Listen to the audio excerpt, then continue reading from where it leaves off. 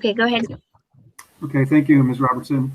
Welcome to the Town of Niskayuna Planning Board and Zoning Commission meeting for March 8th, 2021. I'd like to call the meeting to order. And Mr. Henry, would you please call the roll?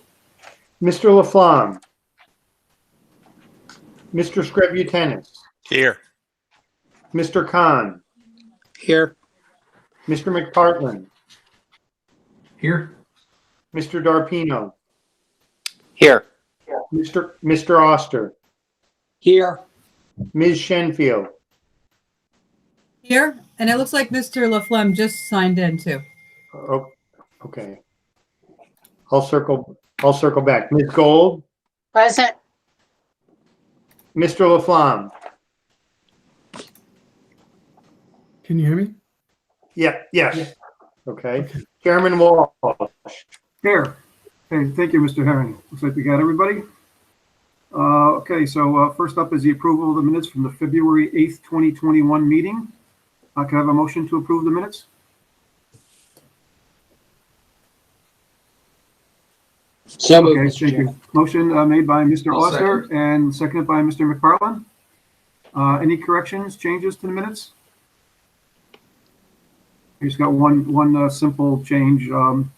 That's on line 238. You don't need to look on page 6, but it says Mr. Molina when it's supposed to say Dr. Molino. So let's change Mr. Molina to Dr. Molino and O on the end. Okay, so very simple change. That's all I had. Does anybody else have any other changes to the minutes? Okay, hearing none, with just that minor friendly modification, all those in favor of the minutes as slightly modified, signify by saying aye.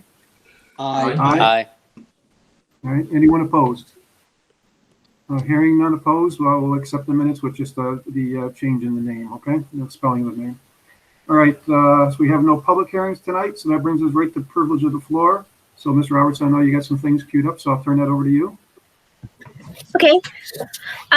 So I'm gonna just sort of do them in the order that I received them. The first is an email that I received from Rebecca Holmes, and the email states, "Dear Ms. Robertson, I noticed that this project, 1380 Van Antwerp subdivision, is back on the planning board agenda.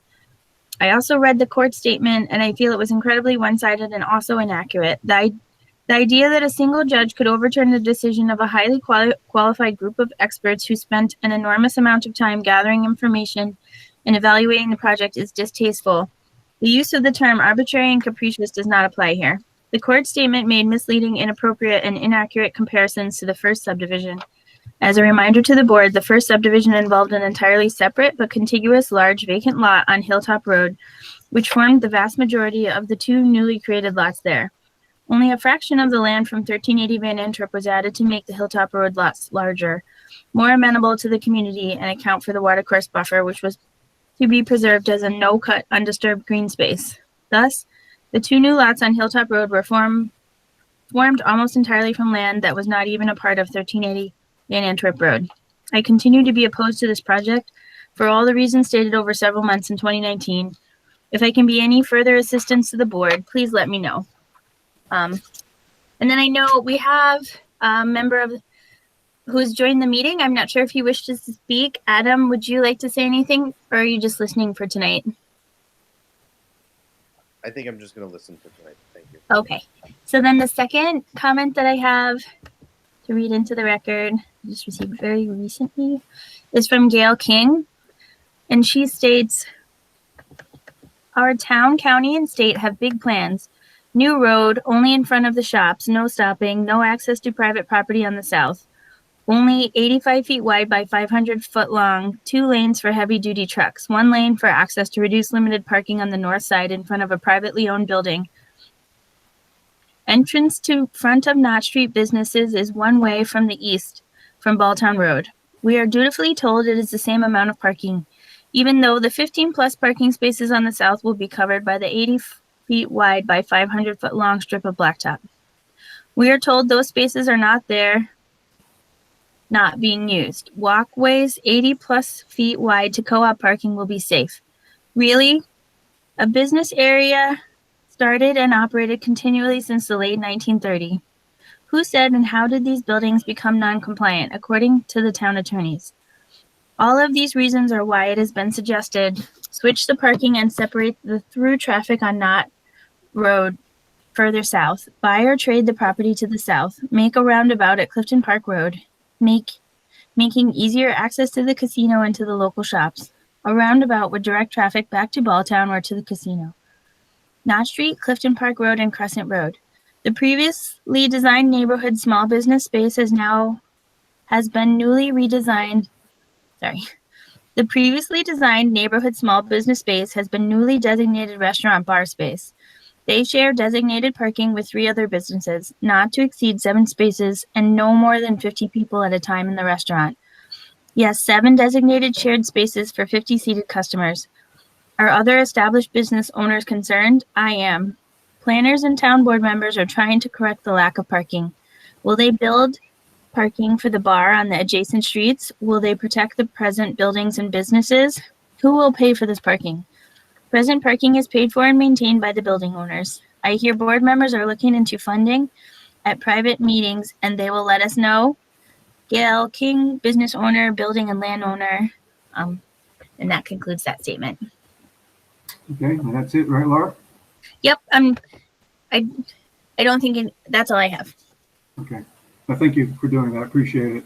All right, back to the agenda. As privilege of the floor, we have no unfinished business tonight, and we have no new business tonight. So it's going to move us right to our discussion items, of which we have 2 tonight.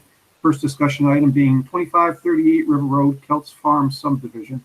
And I know we have the applicant, and I believe the applicant engineer, Mr. Plush. Oh, excuse me, we have the applicant online, not the engineer. And I think I will just turn this over to our 2 project leads, Mr. DiArpino and Mr. McPartland. Maybe we start with Dave. Sure. So since the last meeting, Joel wanted to keep this project open so we could continue the discussion on it. And I believe he's working on the TDE report. We have a proposed tree clearing plan that was being set up for the tree council to go walk the site one more time just to double check and verify everything that they did last fall. And I don't recall if there was any updated information from Nick in the packet that we have here. Yeah, there was there was an email today from Joel. No, that was actually regarding the other project on Shannon Boulevard. That's right. So we still need the SWIP, right? Mm-hmm. And Joel and Correct. one. We haven't gotten any new engineering submittals from him. All right. Yeah, Nick, as you all know, got out of the hospital from COVID. So I told him to finish up Overlook Park so that we could get those 3 lots sold. So he set it as a priority, and he got that done today. And he's back working on the SWIP for Kelp Farm. But the other thing that we did send, and I think I heard Paul Briggs join, is that we did the legal description for Kelp Farm. And if you look at page 26 in the packet, you know, we kind of outlined in blue, you know, the land that's getting, that's kind of visual. Laura, can you pull that up? I just wanted everybody to see that, to see the benefits of an average density development. I mean, it's a tremendous amount of land.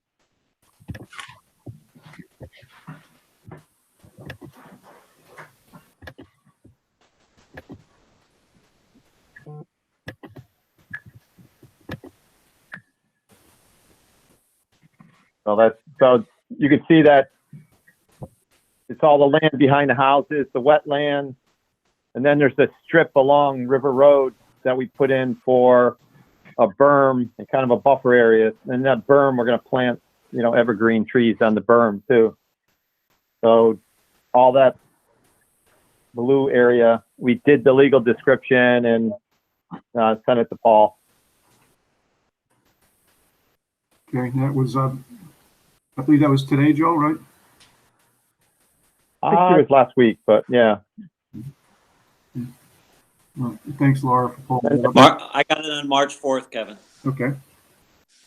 Yep. Yeah. All right, but The tree clearing, if you go back a couple, Laura, to the tree clearing's like 4.67 acres. It's not a lot of acreage because you can see that most of that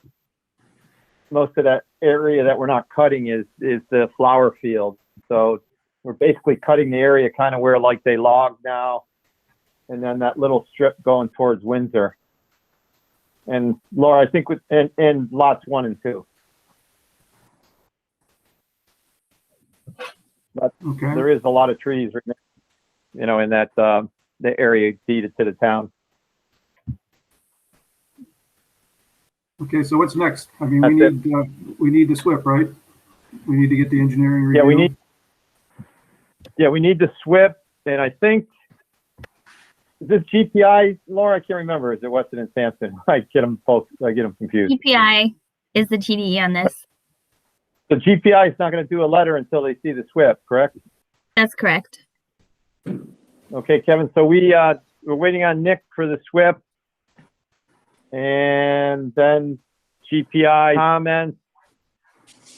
And I think you said in the agenda, Laura, that we have to meet with the tree council, right, to go over the tree clearing plan, and then we can have a resolution so we can start cutting trees at least while we're going back and forth with the engineering comments. Well, I don't know about that. I think we need to, see the engineering, at least the first cut, to make sure there's nothing significant. That's what we typically do. If there's nothing significant, Okay. we can keep it moving forward. But we need to at least have the first cut, because that could change, obviously, any of the design work that's been done based on any findings from the town designated engineer. Obviously, I don't think you expect any, but we need to at least follow protocol there. So it's really, again, where we were last time, Joel. The ball's in your court to get us some stuff, information, so we can get the TDE to look it over. I was just taking a look at the schedule. We got another meeting, 3/22, 4/12, and 4/26. I know that one of your emails stated you'd like to get moving on this, but we need to get that. We need to get the information. If we could get the information quickly, response, the first cut of the engineering by 3/22, then we can consider, talking about that at that meeting and see where we stand. But it's going to be tight in order to get approvals. I know you stated you'd like to start doing site work by 4/15. The way the meeting schedules fall, that's going to be really tough to do. Okay, we should have the SWIP this week, because Nick printed out a bunch of documents from Tony that he used to back up for the SWIP. So I think he told me he'll have it done by this Friday. So it'll be pretty quick. And we selected HMA, as the contractor, and they've had extensive experience with the town. So their engineers are already working with Ray Smith, and I don't know if they've contacted Matt yet, but they're definitely working with Ray. So, I don't think there should be any real glitches in the engineering. I think it's a pretty good package, and I think we all know what needs to be done. Okay. Any thoughts, Dave or Patrick, on that? Yeah. The one thing I think we talked about last. Sorry, Patrick. Go ahead. No, I'm just I'm eager to see that those initial round of comments from the TDE, and hopefully we can have that before the next meeting. Now, one thing we did discuss, and I think it was wasn't sure if it was last meeting or if it was an email, but the hike bike path in front of the residences along Kelp's Farm Road. Joel, I think you had a request to decrease the size of that in front of those homes to 8 foot. Is that correct? Yeah, I thought that was approved because we already made that change. Well, the packet I looked at, it looked like it was 10. One of the drawings I looked at in the packet, it was 10 foot shown still. So take a look at that to make sure it's been changed correctly. I believe it's. It should be 10 foot along River Road. Okay, I'll check and see if he did it wrong. But 8 foot along Kelp Farm Road and 12 foot from the top of Kelp Farm Road to Windsor. Correct. Correct. And there's like the grass pad that comes from Windsor that lands you on Kelts Farm Road. So that grass pad Yes. would also be 12 foot wide to correspond to the 12 foot wide bike path for the emergency vehicle access to Kelts Farm Road. Okay. That's correct. So just take a look at that, make sure that's all straight, correct on the drawings. Laura, one detail, it's a pretty minuscule detail, but the crossing at River Road, HMA needed to know details of it. Are we going to have is it going to be solar powered, with a button? I think that's where we landed, right? Yeah, we were thinking, because originally, we got a grant for that. It would be very similar to the one on Aqueduct Road, which is solar paneled and it has a sensor. I think it's okay if it's a push button. I would actually kind of defer to the engineers if they can just kind of look at the proximity of the houses and decide. But originally, I think it was going to be a sensor. I thought we didn't like the sensor because somebody may just keep riding and not get off their bike and just ride right across the street. Yeah, I mean, the sensors are better in kind of rural crossings where a lot of times that actually happens. Like this one was originally kind of down the road a little bit and not in front of any houses, which is why a sensor would make a lot of sense. But if the push button makes more sense here, I guess you can propose it either way. But yes, we typically maintain it's solar powered. They have the rapid flashing beacons, and then either a button or a sensor triggers them. Okay. Yeah, I think I told HMA button activated, solar powered. Rapid flashing beacon. Yep, from both directions. Mm-hmm. Okay. That's Any it. questions? Any questions for the applicant or comments at all? Yes, Joel, this is Paul Briggs. Hi, Paul. What legal entity is this, should I use as the grantor? Bezoin Properties. Is that the same one over on Route 7? Yes, same address and everything. Okay, thank you. Any other questions for the applicant, or does the applicant have any questions for us at all? I didn't see it on the agenda, but Overlook Park, 2627 Troy Road. Laura, where do we stand with that? I mean, can we sign that map now, or? Yeah, it got full approvals from the planning board, and you can. I just had 2 small comments on that.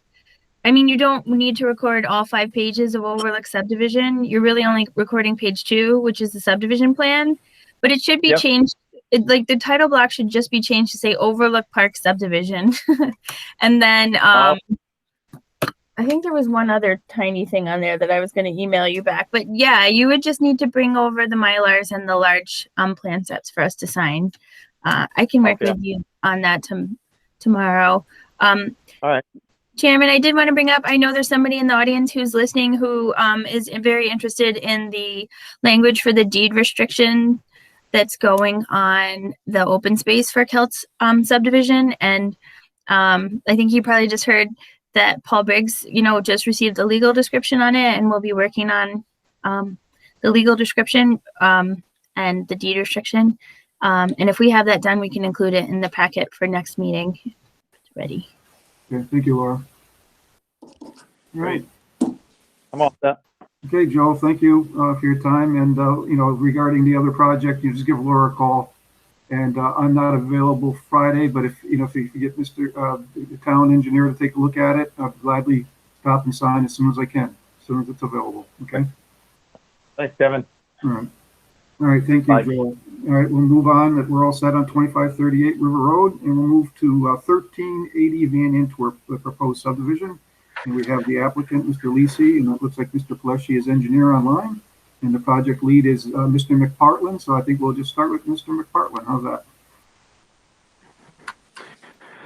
Yes, so it's been a while since we looked at this 3-lot subdivision, but as the agenda packet indicates, and I'm sure you all recall, we've reviewed it at length already. So I think we have most of the pieces for sketch plan approval in place. A couple small items just to frame the discussion that I want to raise, and then hopefully we can get a little update from the applicant as well. Regarding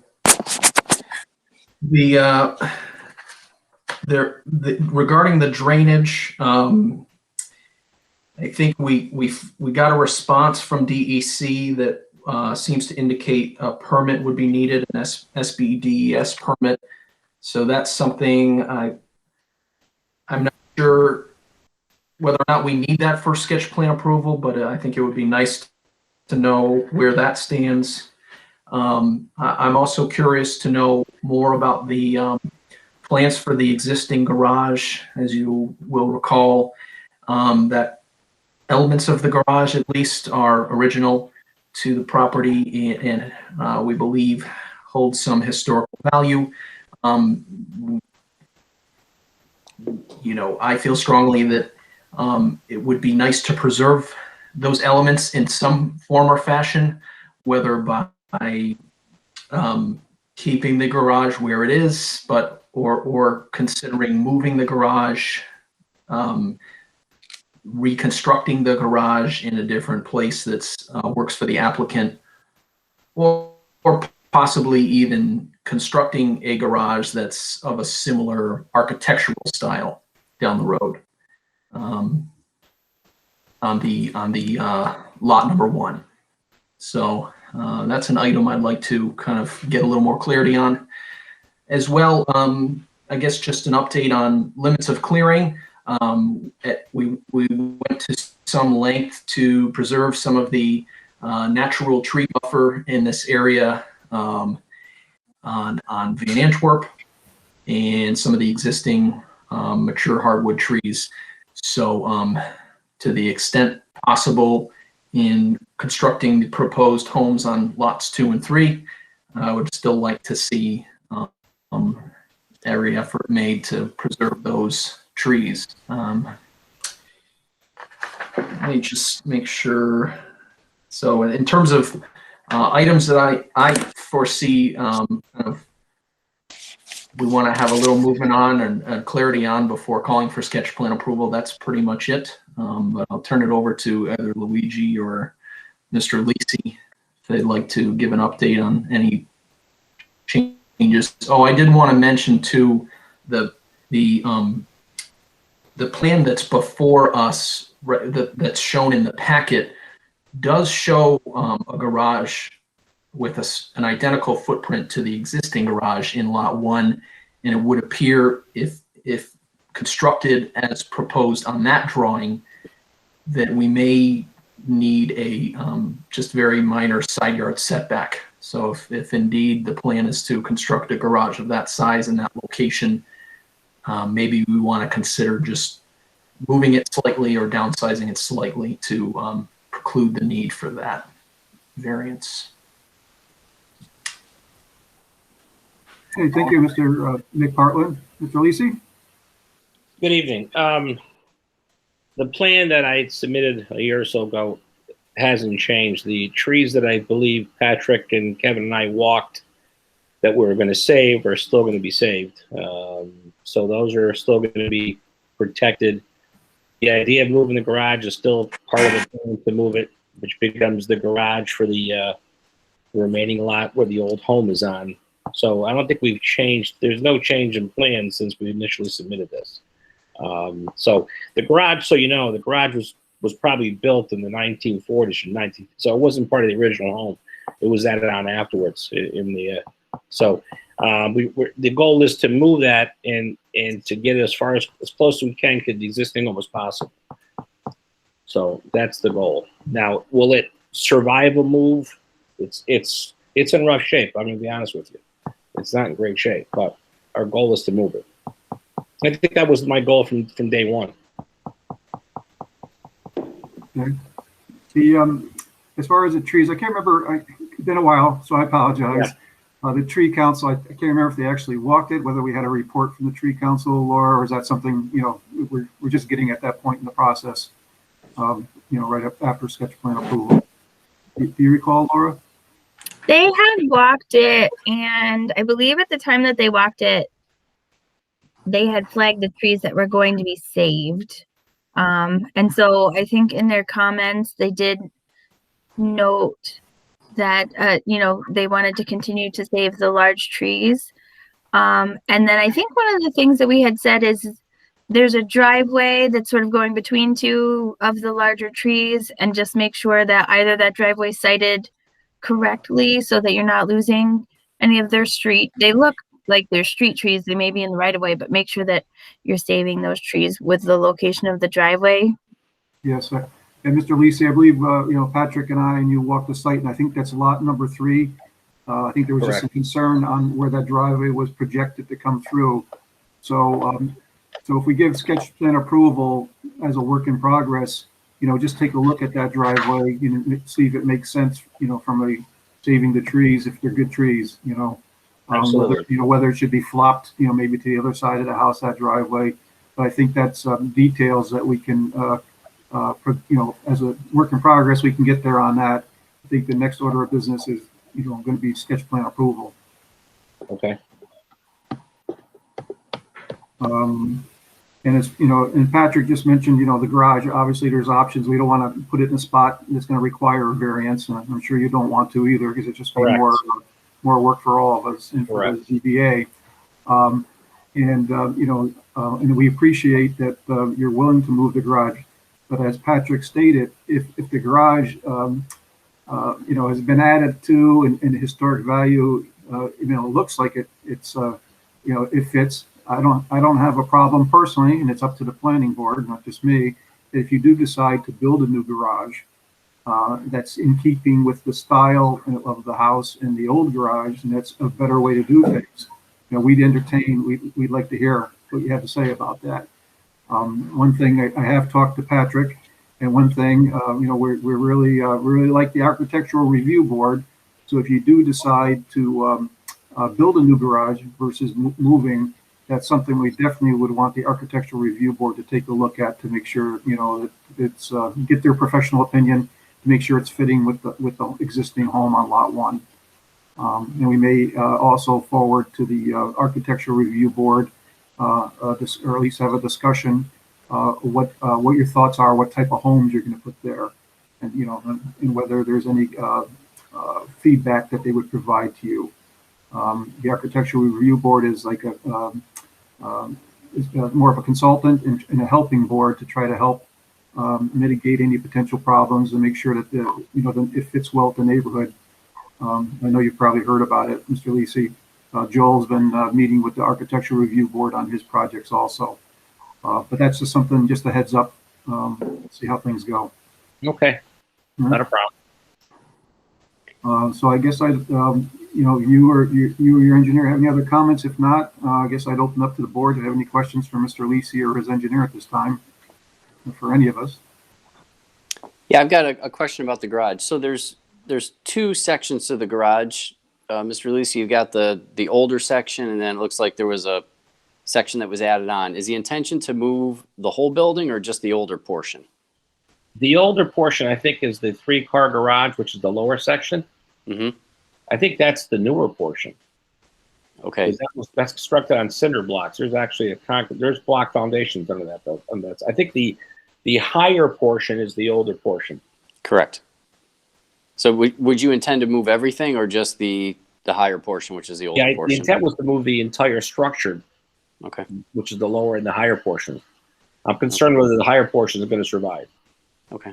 Yeah. And then is there any advantage to making the driveway cut on 1380 off of McGovern Road as opposed to Van Antwerp? I prefer McGovern. Okay. Is there a reason why we can't take a look at that? No reason whatsoever. Okay. My feeling is if we could eliminate the cut off of Van Antwerp, I think it would be safer and easier to pull out onto McGovern. I agree. It would also wouldn't detract from the front of the original lot. Correct. Okay. I'm okay with that. Yeah. And if that was the case and you were going to relocate the garage, you could rotate it so that it would face McGovern. McGovern, correct. Yeah. Correct. Okay. Thanks, David.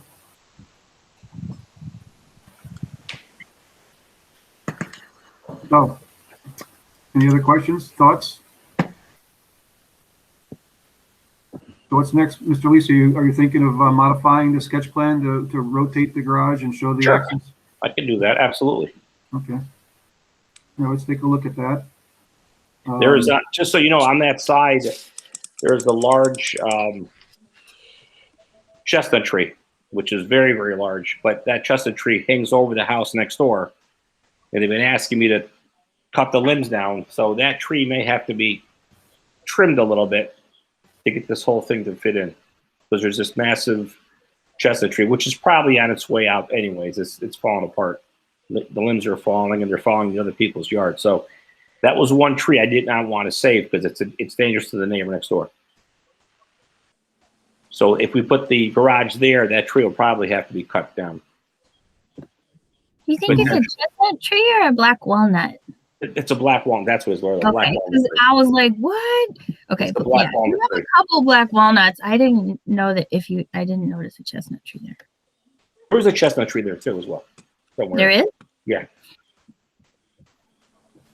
So if you get the sketch updated with the latest proposals, then what we'll do is take a look at that. I'm sure Patrick and I can stop over and take a look at the site. Laura and whoever else would like to join in and take a look. And I mean, we're getting close to sketch plan approval. Because of those changes, I don't know if we'll be able to call for it next meeting unless you can get it to us and we have time to take a look at it. Sure. We can always have the discussion and be prepared for sketch plan approval, but if we have some questions or concerns because different things have come up as a result of the modifications, we could always table it or pull it. So let's just see how what you can send us in, and we'll see how far we can get along. Sure, that's fair enough. Right. Any other thoughts on that from the board? Does that sound reasonable? No, the thumbs up. Thumbs up are always good. I'll give you a couple. Yep. There we go. I do have one thing I want to discuss that has nothing to do with this. I'm okay with the sketch plan or whatever Mr. Lacy decides to do here. If Judge Powers is okay with it, I'm okay with it. I do want to ask about the property across the street. I saw the sizing comparisons that that Clark put together. Nothing that we approve here is going to change our conclusions about the I forgot the address of the property, but it's there on Clark's. Yeah, the hilltop of the, yep. To me, it doesn't look like, no, I mean, these two lots that Mr. Leese here are proposing are fully meet the requirements of the ordinance. They exceed the 18,000 square foot R1 minimum. They've got the correct road frontage. So I think that's one of the things that we're talking about is, what are they going to look like? What kind of homes you're going to build, and are they going to complement the other homes there and fit in? And that's why we thought the Architectural Review Board would have some value, but I don't think it's going to change anything regarding the other property we've been discussing on Hilltop. Okay, I just wanted to make sure I brought that up. But that's just my opinion, of course. They'll be going to the ZBA. Thinking ahead. Yeah, they'll be going to the ZBA at the next meeting. Actually, they still haven't submitted their application. But so they're not scheduled for the zoning board yet. They have 60 days to file an appeal. So we'll see. But yeah, these lots wouldn't change the statistical analysis because they're both 2,000 square feet over 18,000 square feet, and those lots were 15. So the conclusions of that analysis wouldn't change. Yep. Thanks. I just wanted to raise that. Thank you. All right. Seems straightforward. Is there any questions again? Mr. Lisi, you have anything else for Mr. Plushy? Good to see you all, by the way. Yeah, no, I'm good, thanks. Okay. All right. Appreciate it. And Thank you. We'll close the discussion and keep in touch, and we'd be glad to do a site visit whenever you're ready, okay? Okay, thanks. All right. All right. Well, so we'll close discussion on 1380 Van Antwerp, and we'll wait on the applicant to get us some more information and an updated sketch plan on that, okay? That brings us right to reports. So I guess I'll turn over Laura. COVID-19 updates, the first thing. So I just wanted to let people know that as far as we know, Town Hall will be opening on March 15th. So we do expect to be fully open to the public for daily business, but we haven't gotten any notification on nighttime meetings as yet. So no change in status quo for us yet, but the town hall will be open. So I do expect that as town hall opens, town board may try some in-person meetings. We talked about this kind of before the recording started, and some of the issues are if the 50% mandate is still in effect. You know, I think it ends up being like not very many people in the room, and you know, we have our alternates are required to attend, plus Clark, plus me, plus the people who are, you know, presenting, and so we very quickly become almost in ourselves maximum, and so then it becomes hard to schedule spots for the public to speak. But like, we're working through all of that, and yeah, so hopefully with town hall opening, we'll be moving towards more in-person business. Great. Looking forward to seeing everybody in person. It's been a while. Yes. All right. Next, you have Laura's 3410 State Street, Serafini long-term solution. I guess maybe Clark or David DiArpino can give us an update on that. Clark, do you want to go? You want me to? It's up to you. Clark's been doing all the work. You want to go ahead, Dave? So I guess Mr. Henry reached out to Mr. Serafani today and confirmed a few things. One, he's been extremely busy over the past year, selling a lot of products out of his business over there. And he did mention that he does have some plans, and he has a deadline of the 15th. So I believe we would have something presented to us at the March 22nd meeting for us to review his preliminary, I think it's his first 6-month milestone plan. Yep. I don't, Clark, did you have anything else that was you wanted to add that maybe you spoke to Craig about? No, that's kind of it in a nutshell. He expects to have something by the deadline of the 15th, so you guys would see it at the next planning board meeting. Yeah, we should probably reiterate to him that we, at a minimum, we should see an existing site plan, a proposed new site plan, and, you know, floor plans of what the building actually is going to look like. Yeah. Was he talking about an addition, Clark? Is that where he landed? Yes, he is still talking about an addition, and he said he would definitely need some variances from the ZBA. So. Okay. Great. Well, thanks. And they said we'll put them on the March 22nd agenda, or excuse me, yeah, March 22nd agenda. So I know, keep in touch with them and keep pushing them along a little bit. Okay. All right. Anything else on 3410 State Street? Okay. And lastly, under reports tonight is Knott Street proposal, a public comment, March 22nd, Laura? Yeah, we're hoping to get a couple ideas for the Knott Street Plaza area out to the public, just to invite their comments for the next planning board meeting. I think that we've looked at a couple things and we've gotten a lot of really good comments from people. And we're probably going to just focus right now on the intersection of Clifton Park and Crescent Drive. And I think probably where we're landing is the current proposal that we kind of looked at internally as a town to see if it would work and what our right-of-way boundaries were and what we could do, maximize the parking. But a lot of the comments that we got from complete streets committees and planning board members was that there's really not a lot of pedestrian accommodations. So we're working up another plan that's going to have more pedestrian accommodations and green space. And then I think really where we're gonna like reach out to the public is like, what, you know, where can we build consensus? Like, do people want to kind of trade pedestrian amenities for parking there, or are they okay with losing a couple parking spaces so that we have this great walking area? And so I'm hopeful to have a more pedestrian amenities oriented plan soon, and that would be what we could kind of look at and listen to the public on. You know, we want that to still be residential. We want it to be safer. We want it to have a more defined intersection. And if we can add more parking, great. And if we can add more pedestrian amenities. So I think that balance is where we're going to try and reach out to people and see what they think.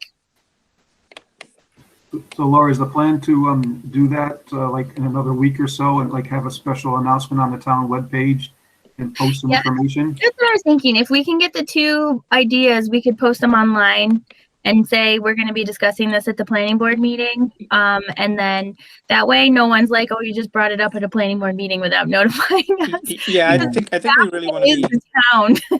So what I'm Yes. thinking is we do an email blast, maybe the paper picks up the story. I don't know. And then hopefully a lot of people get that, get it out there, and then we can get that feedback from people. Yeah, Laura, I think we really want to make sure that it's been out there with enough time before the meeting.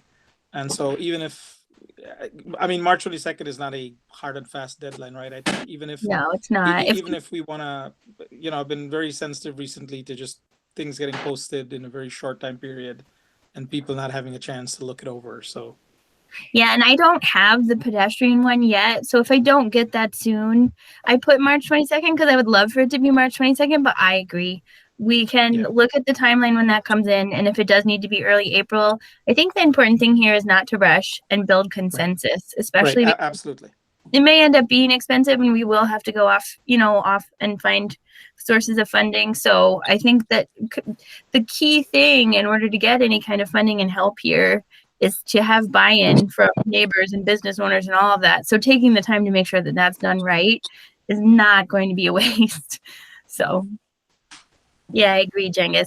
I put March 22nd because I'm a very optimistic person, but I still don't even have the plan. So we're on the same page. Point well taken. It may actually be later than that. And Laura, if I could add to that, I think it would be helpful, at least on one of the plans, if the engineer drew a small box truck and put it in the alleyway so people could get a sense of scale of what a vehicle looks like going in there. I went by this weekend just to check in the mornings when they take some deliveries, and there's not a lot of room back there, and this is not a very large space. So when you're adding 20 some odd parking or proposing 20 some odd parking spaces, that area is not that large to begin with. And depending on what the balance becomes, I think showing the scale of a small box truck or a van parked in the alleyway will be helpful for some people to read the plans a little bit more clearly, to see what the ingress and egress would be coming in and out of there. And then the other thing I did was I walked around where they were proposing those little roundabouts at those intersections. And I happen to know a couple neighbors walked around there this weekend, and they were intrigued by the design element of it, but didn't think it was really all that necessary because of the low traffic volume that's in those areas. But just a little feedback on those. Yeah, I love roundabouts. I feel like everybody already knows that about me. But I think we got a fair amount of comment, like from the fire department and a couple of the engineers, that is probably not a great application of a mini roundabout for now. So I actually think the two options are going to be a standard T intersection with maximized parking and then maximized pedestrian, and maybe we land somewhere in the middle or get new ideas. But I think that the nice thing about it is that it's designed, especially so if we wanted to do a demonstration project to see how it's worked, it's designed to code now, so we could take those drawings and use them. But I think that there was real concern from the fire department on the tightness of that intersection. So at this time, I think the engineers did drop the traffic circle option out. Okay. All right. So, keep us posted, Laura. We'll be looking forward to getting it up on the web page and collecting any information. I'm sure when we have the first discussion on that, if it's had enough time, we'll probably have an extended privilege of the floor. Very good, opportunity for everybody to be heard regarding their thoughts. So, we'll make sure we do it right. Okay. Any other questions on that for the planning office? Any other questions for the planning office on any items? No? Hey, Kevin, just one issue.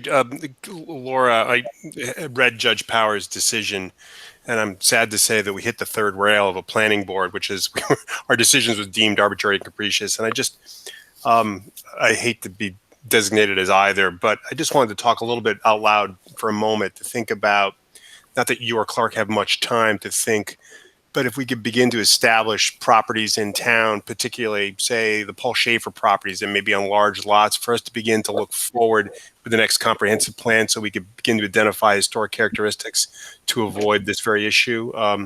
Again, not that you or Clark have much time to think 2 feet in front of you typically, because given your workload, but I'm disappointed in the decision, but it's well reasoned, and I just think it's something we have to take into account. Yeah, I think that's a really good point. I will bring it up at the next Economic Development Committee meeting. Dennis Brennan did actually move 2 initiatives forward at the town board, and one of them was that you can petition the town, I think, to become a historic property and get a plaque. And it's like loosely based on the 1982 survey. So I do think that there are some wheels in place that could start moving this forward, and it may not be entirely dependent on me and Clark, which would be a good thing. So I would say keep bringing that up so we don't forget it, but I will bring it up to Dennis too. They have a pretty strong historic preservation group, and I know he was looking at Clifton Park. And I know that he was actually really excited to be working with David DiArpino because they were going to try and kind of tailor the 2 plaque programs together. So you could have a Schaefer home and get the Schaefer designation. You could have a historic home and get a historic home designation. And just trying to get people excited about historic properties and get their buy-in to voluntarily preserve and protect them. Yep. Yep, good question. Thank you, Laura. Comment. Thank you, Mike. Anybody else questions for the planning office? Well, just to follow up on that, Laura, do you know of any applicants for that designation yet? No. I need to follow up on them. I know we passed those resolutions. It's not that long ago, but time goes by so fast. I have to go read those resolutions again because I remember I had asked him if it was specifically are we adopting the 1982 historic survey with this? And he said no, but it does allow those properties to choose to enter into this program that they had created for the town. But I haven't seen anything since, so I will follow up with him. Because I think, to your point, a more robust way of designating historic properties, and a better way of identifying them both in our code and comprehensive plan would be much more helpful when we're trying to parse through these difficult applications and make decisions. So. Okay. All right. Well, thank you, Laura. All right. Hearing no one else, I guess, for questions, we'll move on for commission business. It'll be a quick meeting tonight, looks like, gang. Mr. Oster, you have anything for us tonight? I do not. Okay. Mr. DiArpino?